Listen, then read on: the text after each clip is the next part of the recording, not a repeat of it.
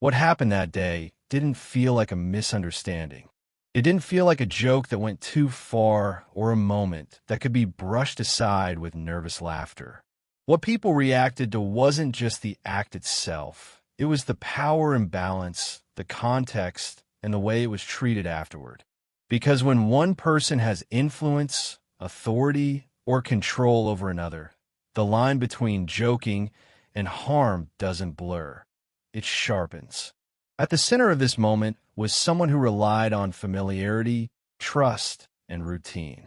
Someone whose world was already limited, whose sense of safety depended on predictable behavior from those around him. That trust is not something you earn once and then get to misuse. It is something you're responsible for protecting, especially when the other person cannot advocate for themselves in the same way. What shocked people most was not just that the act allegedly occurred, but that it was recorded, labeled, and shared as entertainment. That decision alone reframed everything. Recording something means pausing long enough to decide it's worth keeping. Sharing it means deciding it's worth others seeing. Labeling it with humor means deciding it's worth laughing at. That sequence matters because it shows intent, not necessarily malicious intent, but reckless disregard. And recklessness, when it involves another person's dignity and bodily autonomy, is not harmless. Many viewers struggled to understand how anyone could believe this was acceptable. They asked questions that couldn't be ignored. Why was proximity so close in a private moment? Why was exposure involved at all?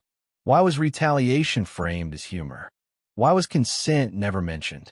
And most importantly, why was the vulnerable person's discomfort treated as secondary to the content? These questions weren't asked to sensationalize. They were asked because something felt deeply wrong. There's a difference between crude humor among equals and degrading behavior imposed on someone who doesn't have equal power. There's a difference between consent and coercion, between mutual joking and humiliation. When one party lacks the ability or the safety to say no, the responsibility rests entirely on the person with control. What followed only intensified the reaction. Instead of immediate accountability, there was minimization, deflection, claims that people were overreacting or twisting things. But outrage didn't come from imagination. It came from what people saw, heard, and understood in context. When viewers saw discomfort followed by forced normalization, an attempt to smooth things over with laughter or physical closeness, it raised even more concern. Because that pattern is familiar. It's what happens when someone learns that compliance is safer than resistance. When they've been conditioned to keep the peace rather than protect themselves. That realization was heartbreaking for many. Supporters who once defended involvement began re-evaluating everything they had previously excused. Moments that once seemed odd now felt alarming. Boundaries that were never clearly respected suddenly stood out in hindsight. The trust they had placed in someone to act responsibly now felt misplaced. This wasn't about hate. It wasn't about canceling. It was about recognizing harm and refusing to minimize it. People also began asking harder questions about legality, not out of vengeance, but out of concern. Non-consensual exposure, non-consensual bodily contact, recording and sharing degrading acts. These are not gray areas when viewed through the lens of law or ethics, especially when vulnerability is involved. And yet, the loudest defense offered was familiarity. They've known each other forever. It was just how they joke. He didn't mean anything by it. But familiarity does not equal permission. History does not erase responsibility. And intention does not override impact. What matters is how the act affected the person on the receiving end, and whether anyone stopped to consider that before hitting record. For many watching, this moment became a line that could not be uncrossed. Not because it was shocking in isolation, but because it represented a pattern of disregard masked as closeness. a failure to protect someone who should have been protected above all else. The outrage wasn't performative. It was protective. People weren't asking for drama. They were asking for acknowledgement, for clarity, for assurance that behavior like this would never be normalized again. Because once humiliation becomes content and discomfort becomes comedy, something has gone very wrong. This wasn't about one clip. It was about what that clip revealed. And once revealed, it couldn't be unseen. Do you believe intent should matter more than impact in situations involving vulnerable individuals? Or should accountability come first, no matter how familiar the relationship? Share your thoughts in the comments. What unsettled people even more after the initial shock was the silence that followed. Not the silence of reflection or accountability, but the kind that feels intentional. No clear explanation. No acknowledgement of harm. No recognition that something deeply personal and invasive had crossed a line. Instead, what many saw was avoidance. Posts disappearing, comments ignored, conversations redirected. That kind of response is weight. When something serious happens, and the first instinct is to erase rather than explain, it sends a message. It tells people that protecting an image matters more than addressing what was done. And when the person affected is someone with limited ability to process, protest, or protect themselves, that message feels even heavier. Many supporters struggled internally. Some had followed along for years, believing they were witnessing care, friendship, even advocacy. They had defended uncomfortable moments before, telling themselves they didn't have the full picture. But this moment forced a reckoning. It wasn't vague. It wasn't subtle. It wasn't something that could be misunderstood with context alone. The discomfort was visible. The words spoken were clear. The act itself didn't leave room for interpretation. What made it worse was the framing. Calling it payback, treating it as humor, presenting it as a deserved response rather than an inappropriate act. That framing reveals mindset. It shows a failure to understand consent, power, and dignity. Because retaliation of that nature is not a joke. It is an assertion of dominance. And dominance, when directed at someone vulnerable, is never harmless. People began revisiting older content, not to dig for drama, but because once trust breaks, everything before it feels different. Moments that once seemed awkward now felt alarming. Close physical proximity. Private situations recorded for public viewing. Jokes that landed one-sided. Laughter that didn't sound mutual. Patterns emerged. This is often how awareness works. Not all at once, but gradually, painfully, as pieces fall into place. Viewers weren't imagining things. They were connecting dots that had always been there. The difference was that now they had a clear reference point for why those dots mattered. Another layer that disturbed many was the response from defenders.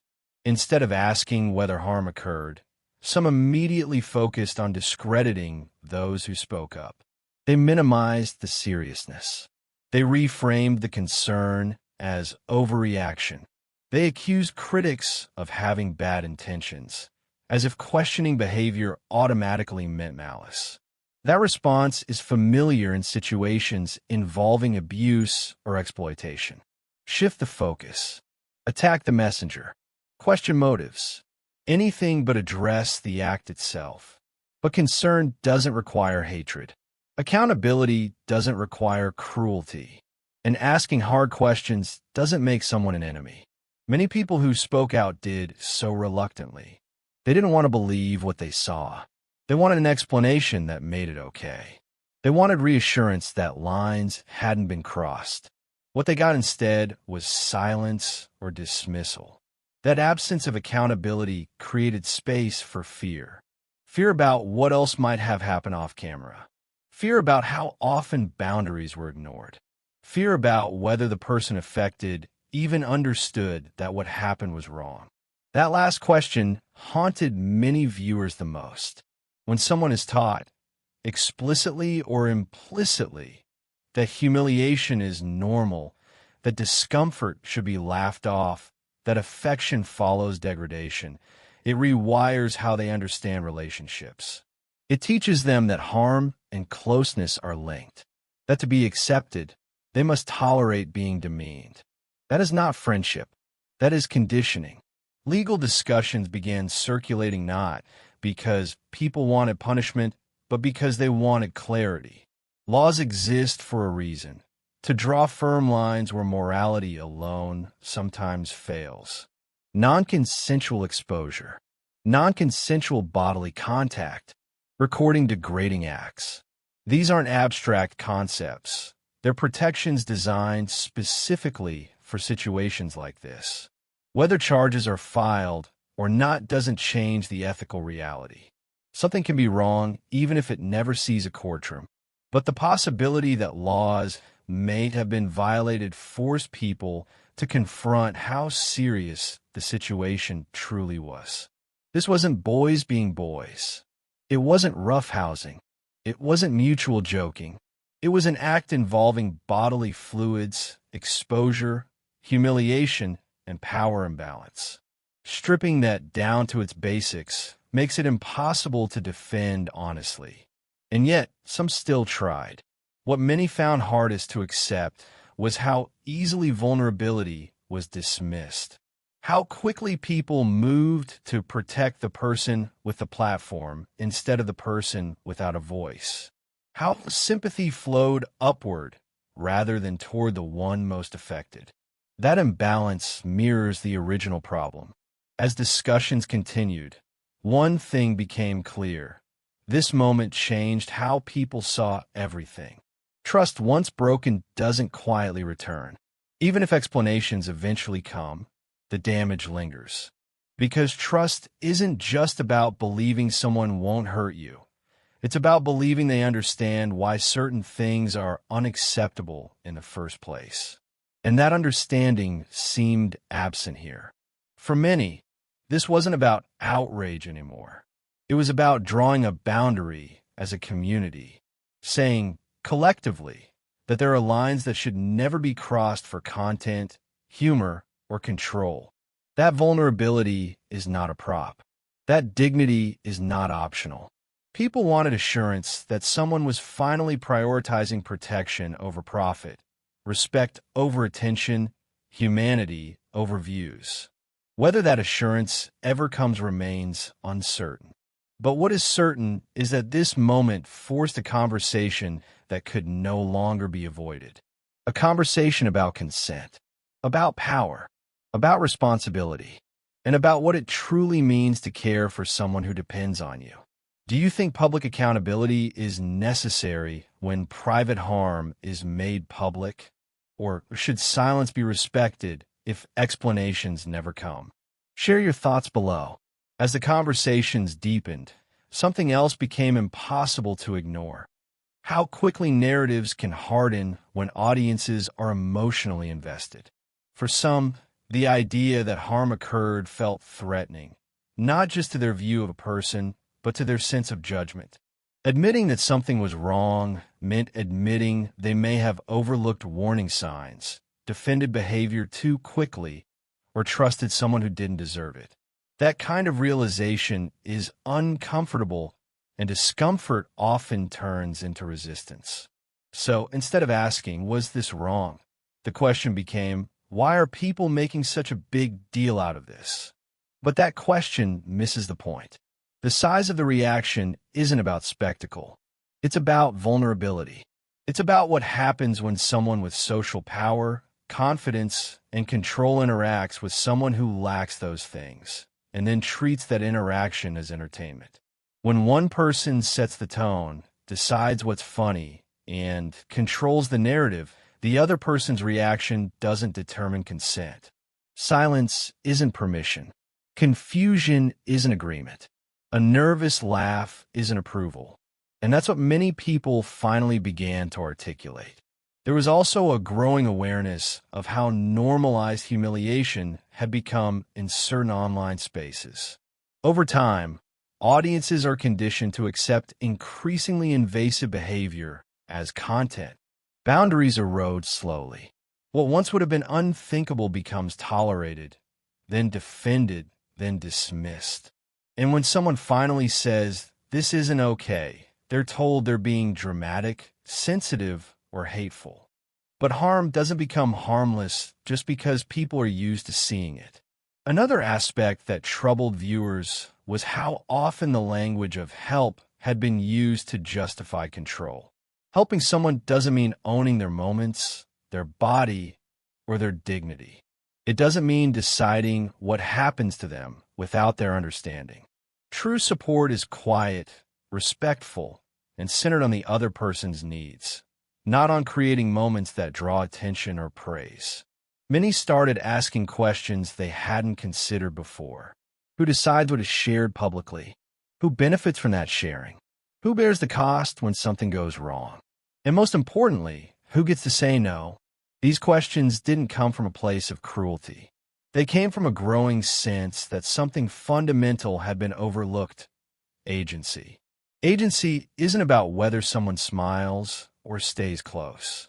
It's about whether they have real choices, real understanding, and real power to refuse without consequence. When there's a power imbalance, emotional, intellectual, financial, that agency is compromised. And when that imbalance is ignored, even unintentionally, harm can follow. People also began reflecting on how easily they had accepted narratives presented to them, how often they assumed good intentions were enough, how frequently they excused discomfort because it seemed fine at the time. That self-reflection was painful, but necessary, because awareness isn't just about calling out others. It's about recognizing how systems of attention and loyalty can blind us. The silence from those directly involved continued to echo, not because anyone was owed a public confession, but because silence in moments like this doesn't feel neutral. It feels like avoidance. And avoidance leaves space for speculation, fear, and mistrust to grow. Even a simple acknowledgement of concern, without defensiveness, could have shifted the tone. But that didn't happen. Instead, people were left to wrestle with their own conclusions. Some stepped back entirely, choosing not to engage anymore. Others stayed, hoping for clarity or change. A few doubled down on defense, framing criticism as an attack on their identity as supporters. The community fractured, not because of disagreement, but because of how people responded to vulnerability being questioned. What became clear is that this wasn't just about one incident. It was about a culture that rewards shock, loyalty, and control over care, reflection, and humility. A culture where saying, "This made me uncomfortable," is treated as betrayal rather than concern. And yet, there was also something hopeful emerging. More people began to speak openly about boundaries, about the difference between inclusion and exploitation, about how easily good intentions can slide into harmful behavior when no one is willing to say stop. Survivors of other situations shared their experiences, not to draw attention to themselves, but to explain why moments like this matter, why they can't be brushed off, why they linger long after the video ends. Those voices mattered. They reminded everyone that harm isn't always loud or obvious. Sometimes it looks like laughter. Sometimes it looks like closeness. Sometimes it looks like something everyone else is telling you is normal, even when your body, your instincts, or your conscience say otherwise. As time passed, the initial shock faded, but the questions didn't. They settled into something heavier, more enduring. What responsibility do content creators have when working with vulnerable people? What safeguards should exist? Who enforces them when the audience is split?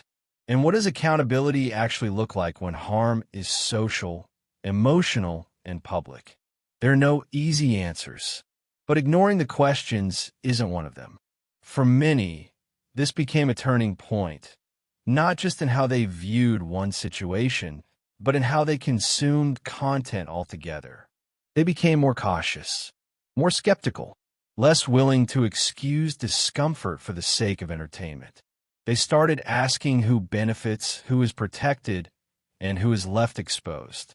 That shift matters, because while one incident can spark outrage, it's sustained awareness that creates change. And change doesn't always come from courts, platforms, or statements. Sometimes it comes from audiences deciding that certain things are no longer acceptable, no matter how familiar the faces involved may be. This wasn't about canceling someone. It wasn't about taking sides.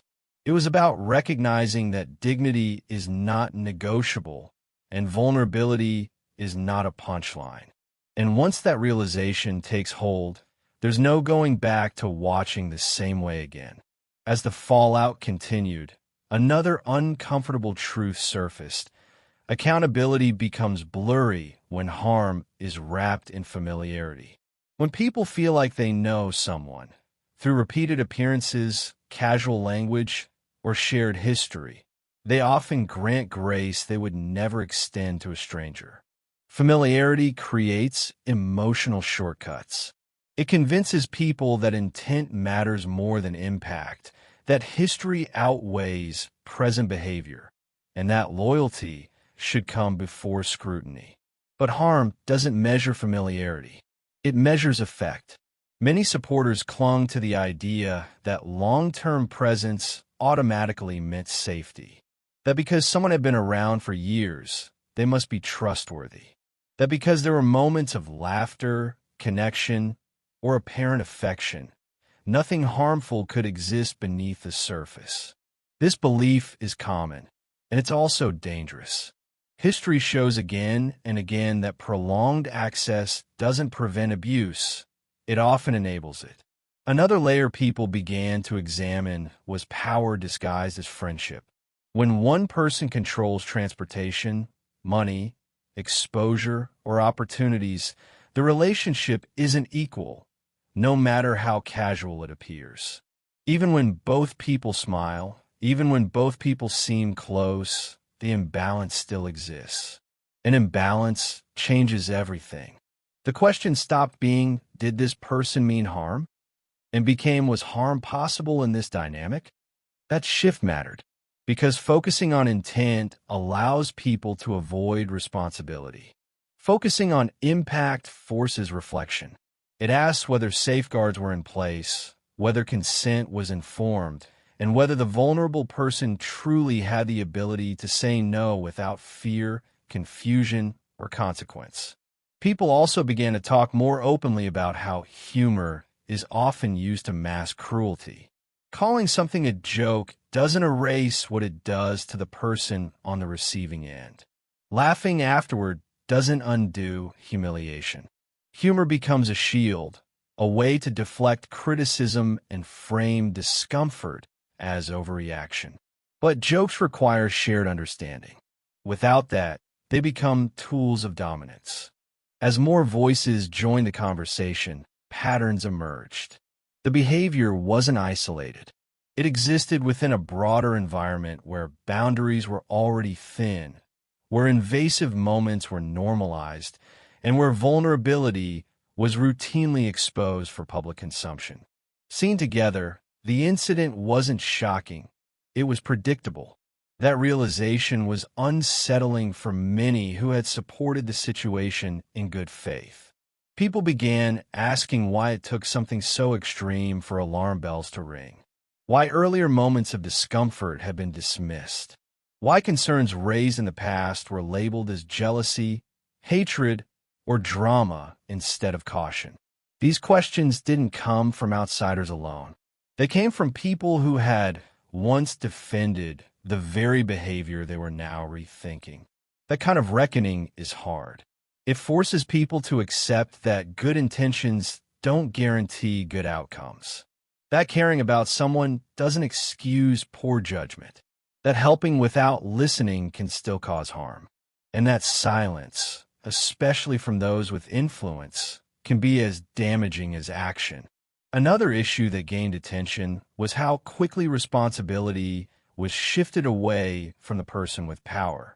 Conversations often drifted toward the vulnerability of the victim instead, questioning their reactions, their understanding, their behavior. This reversal is familiar in many harmful situations. It places the burden on the least protected person to justify their discomfort, rather than on the most powerful person to justify their actions. But vulnerability is not a flaw. It's a condition that demands protection. Some began to acknowledge that the situation revealed a deeper cultural problem: the way audiences are taught to consume people instead of stories. When real lives become content, empathy erodes. Viewers stop asking how someone feels and start asking how something plays on screen. That shift changes behavior behind the camera too. When reactions matter more than well-being, lines get crossed. The longer the silence stretched, the more it spoke. Not every situation requires a public explanation, but when harm is public, ignoring it feels dismissive. Even a pause, a moment of reflection, would have shown awareness. Instead, the lack of response reinforced the sense that accountability was being avoided, not considered. Yet amid the anger and disappointment, something else was happening quietly. People were learning. Parents were talking to their children about boundaries. Caregivers were discussing consent in clearer terms. Viewers were reevaluating what they consider acceptable entertainment. These conversations didn't trend, but they mattered. They mattered because they moved the focus away from personalities and back to principles. What does respect look like when someone is vulnerable? What does consent require beyond a smile or proximity? What responsibilities come with influence, access, and control? And when something feels wrong, why are we taught to doubt ourselves instead of the situation? These questions lingered, unanswered but necessary. By this point, it was clear that the damage wasn't limited to one person. Trust had eroded across the entire situation. People felt misled, conflicted, and complicit. Some felt angry at those involved. Others felt angry at themselves for not seeing it sooner. Many felt both. But anger, when directed thoughtfully, can become clarity. Clarity about the need for boundaries. Clarity about the importance of consent. Clarity about the dangers of power imbalance. Clarity about the responsibility of audiences to question what they're shown. This wasn't about revenge or outrage. It was about drawing a line and saying that some things are not entertainment, not jokes, and not acceptable, no matter who is involved. And once that line is drawn, it changes how people watch, who they trust, and what they're willing to excuse. If you've read this far, share your thoughts respectfully. Conversations like this matter, and hearing different perspectives helps move them forward. By the time people reach this point in the conversation, the shock had settled into something heavier. Not outrage, not disbelief, but a sober recognition that something fundamental had gone wrong, and that it couldn't be undone by excuses, silence, or reframing. What lingered wasn't just anger. It was grief. Grief for trust that had been broken, for dignity that had been compromised, and for the realization that vulnerability had not been protected when it mattered most. One of the hardest truths people had to confront was this: harm doesn't always come from strangers. It often comes from familiarity, from people who are allowed too close without guardrails, from relationships that blur lines until no one is quite sure where boundaries should have been drawn in the first place. And once those boundaries are crossed, everything that came before is reinterpreted through a different lens. Moments that once seemed harmless now felt uncomfortable. Jokes that once earned laughter now carried an edge. Physical closeness that once looked friendly now raised questions. This isn't hindsight bias, it's pattern recognition. When one serious violation becomes visible, It forces people to examine the surrounding behavior more carefully. That process is deeply unsettling, especially for those who supported the situation early on with good intentions. Many people didn't want to believe that harm could exist alongside acts of help or generosity. They struggled with the idea that someone could do both, offer support in some moments while causing damage in others. But human behavior isn't binary. People are capable of kindness and cruelty, sometimes within the same relationship. Recognizing that complexity doesn't excuse wrongdoing. It makes accountability even more necessary. Another realization took hold. Silence protects the wrong people. When troubling behavior is met with excuses, minimization, or deflection, it sends a message not just to the person harmed, but to anyone watching. It says that discomfort will be ignored. That power will be defended. That raising concerns will lead to backlash rather than protection. This is how harmful environments sustain themselves, not through one action alone, but through repeated failures to respond. What many found hardest to accept was how quickly blame shifted away from the act itself and onto reactions. People debated tone instead of substance, motives instead of impact. They asked why others were making a big deal instead of asking why the situation was allowed to happen at all. This kind of deflection doesn't neutralize harm, it amplifies it. At its core, the issue wasn't about public perception or online backlash. It was about consent, dignity, and responsibility. These are not flexible concepts. They don't change based on familiarity, history, or popularity. They exist to protect people who may not be able to protect themselves fully. And that protection failed. As time went on, some supporters began to speak openly about their own discomfort. They admitted they had felt uneasy before, but hadn't known how to articulate it. Others said they stayed quiet because they feared being attacked or dismissed. These admissions weren't confessions of guilt. They were acknowledgments of how pressure and loyalty can silence even well-meaning people. This, too, is part of the lesson. When communities revolve around personalities instead of principles, accountability becomes optional. Loyalty replaces ethics. Criticism is seen as betrayal. And those dynamics create conditions where harm can occur unchecked. Breaking that cycle requires courage, not just from those directly involved, but from everyone who chooses to speak honestly rather than comfortably. There is also a growing understanding that vulnerability doesn't disappear because someone is an adult. Cognitive limitations, dependency, and long-term isolation all affect a person's ability to understand, consent, and respond. Treating vulnerability as something that can be ignored once someone reaches a certain age is not only inaccurate, it's dangerous.